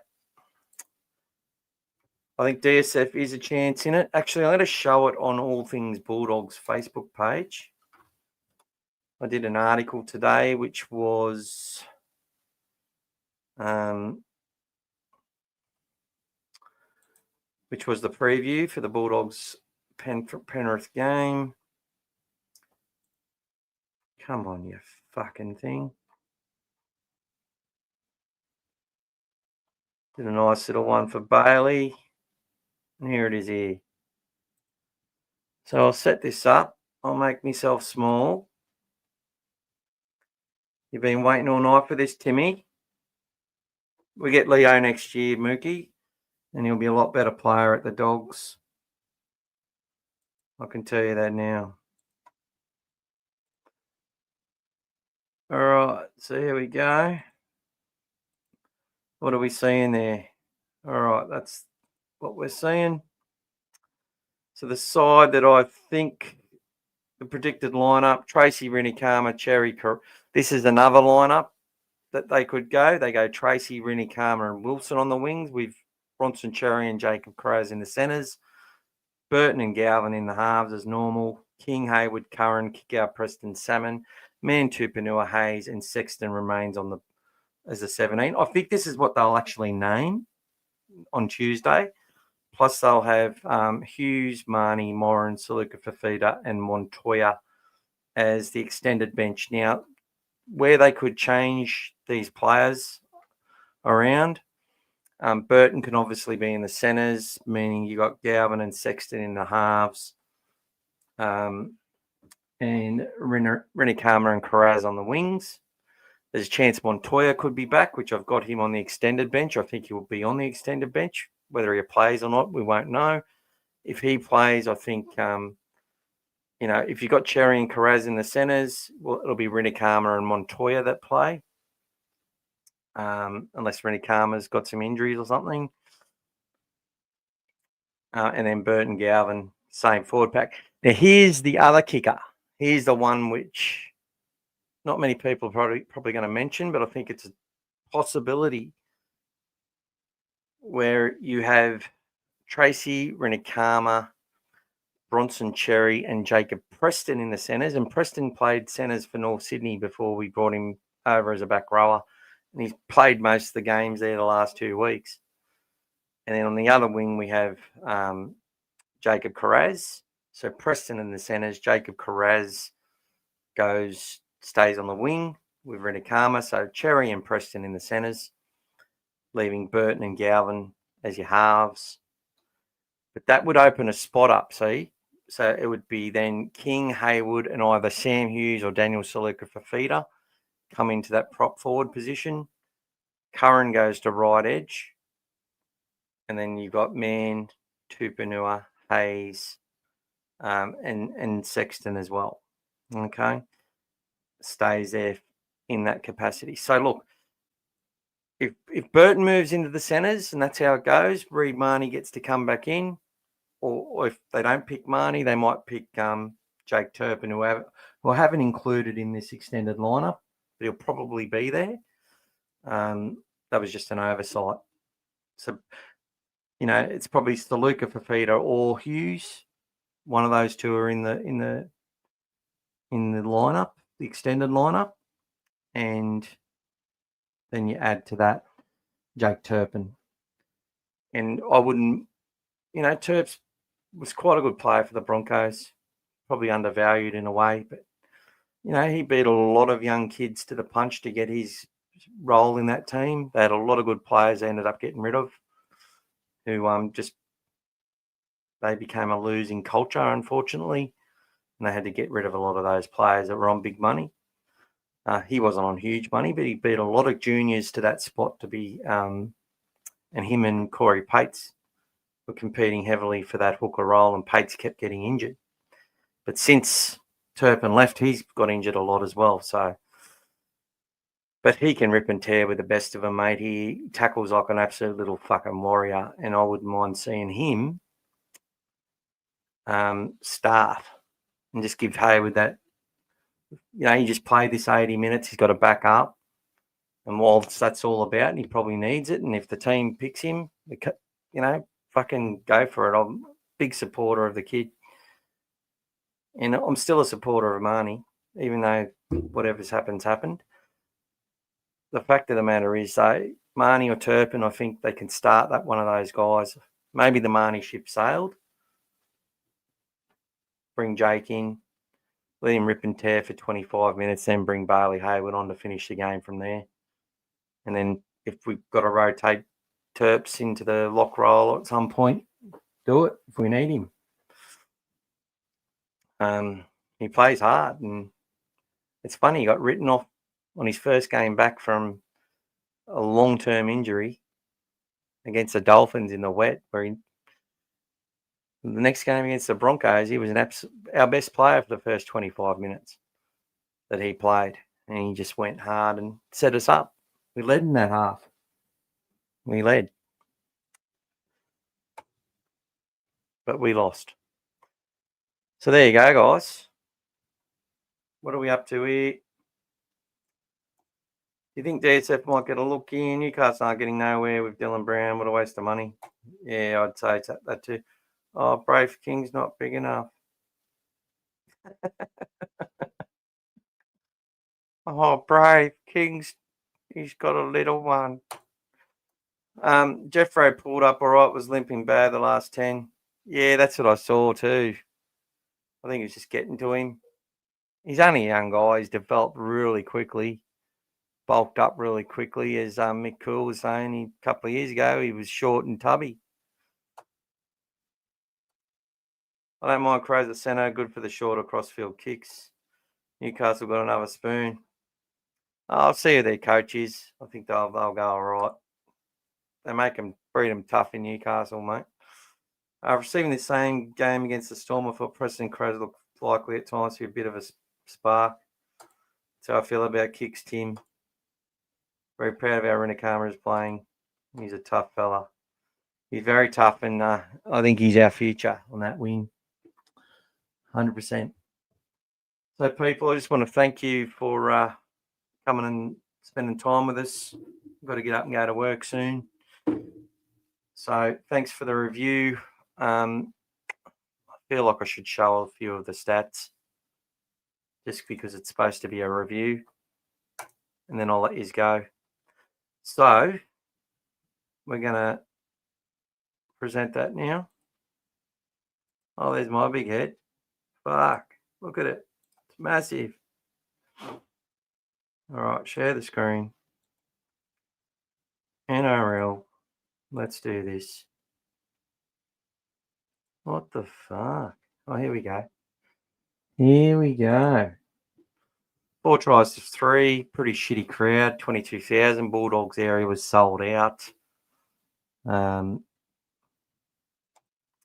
ended up having 52% possession. Only 57 minutes in play, which is about the average for an NRL game. We like it to be longer. We bring that average up. 39 from 47 versus 35 from 44. That completion rate for both sides is usually a winning completion rate. That was our average for the year, 79, which was one of the best in the comp. The possession, we're 5% down. So we completed 53% or 52%. The Storm don't win this match. They had 12 more runs. They made 100 more metres, but I thought the run metres were pretty negligible considering they got an intercept. So per run, we're making about the same metres, which is good. Post contact about the same. The line break 6-2 was we made 10 line breaks to 3 in the game that we lost to them 3 weeks ago. So crossed the line 6 times. Tackle breaks, that's where they fought hard for every metre, and we fell off some tackles, but our second efforts were great, and the average set distance very, very similar. Kick return meters good. They slowed us right down in the first half. Under the Bulldogs, the Bulldogs are assessing all this average play the ball speed. They were half a second above us in the ruck, so we were just getting held down ridiculously. That's what Melbourne do. It's no surprise. And Penrith do it well, are pretty good at it as well. Receipts, similar amount of balls and passes. Offload, similar. Pardon me. Kicking, similar. Kick meters, very similar. Forced dropouts, they got 3. We had to, we got one of those back, and if we challenged one, we would have got 2 back, which is annoying. We diffused a heap of bombs. In the end, making over 50 more tackles, made 100 more tackles against the Sharks. So that's taken a toll on us. Missing 61 never looks good in any context. However, the context is that they crossed our line 3 times and twice due to losing players from that set or a set before, and twice and the intercept as well. Ineffective tackles, similar. Negative plays, similar. Penalties and ruck infringements, all similar. But where they happened and when they happened gave Melbourne a huge advantage, unfortunately, including points. But we got a penalty from them, which we then scored off as well. So not too much in this game at all. And with the setbacks we suffered and the luck we didn't get, I felt the Bulldogs did a really good job. And we should be proud, and we are proud. Go the Doggies. Well, that can happen, Mike. Newcastle 97. Kept losing to Manly all the time. beat them when it counted. Maybe that's when it happens. What's your reaction to Josh Reynolds and Willie Mason's reaction on the Levels podcast when Warbrick scored the match winner? I was like, yeah, me too, but it's good to see. It's good to see that they love our club as much as we do. But that's ticked over 2 hours. I want to say thank you so much. Thank you for joining, Mookie, as a rival fan and NRL lover, obviously. Appreciate the little recognition of what you got from tonight's show and from the people on it, some good banter, and we didn't have to dedicate a whole episode to Brian Dibb, who was starting to grow on me a little bit, Brian, but, you know, he couldn't help himself after the loss. That's what I mean. Like, we lose a game like that, losing our captain, losing Kikau early, losing Tuala, to come out and just be like, see, if we had Sexton, we would have been much better, in a much better position now. Like, no, wouldn't have mattered. Maybe we finish second. Okay, we play a home final. Yeah, I get that from that point of view, but coulda, shoulda, woulda. Didn't. We didn't win the game. He didn't change the result, and he was never going to. But he fucking tried hard, and he played pretty well. So well done to Toby. Love watching him play. Hopefully he kills it in France. Hopefully he's got more to say about this season. And, yeah, fucking hope he gets a line break and scores a match winner. Wouldn't that be something? You know, wouldn't that be something? At the end of the day, we've had a successful season. We're progressing to where we're going to be. And that doesn't mean we don't win this comp. But God fucking help them if we do. But, yeah, thanks for joining, everyone. Thanks for everything that you've provided. We will see you on Tuesday night about 7:30, 8 p.m, where myself and Gas will be doing this. What Gas will do is sort of look at all the comments and basically, and we'll go through a bit more of an agenda to make sure we keep up with the comments a little bit better. So I'm not flicking through as much, but things where people sort of asking the same question, so I don't have to repeat myself. And we might sort of be like, yeah, refer you back to a part where we actually talked about that, so you can just actually go back and watch it later if you came on a little bit late, rather than me spending 3 hours and repeating myself 12 times. In trying to be respectful to everyone with their comments. Thank you once again, old fella Dave. Thanks to Duffs95, and thanks to all the new people who come on and said hello today. I really appreciate it. And I will see you all soon. See you on Tuesday. Go the Dogs.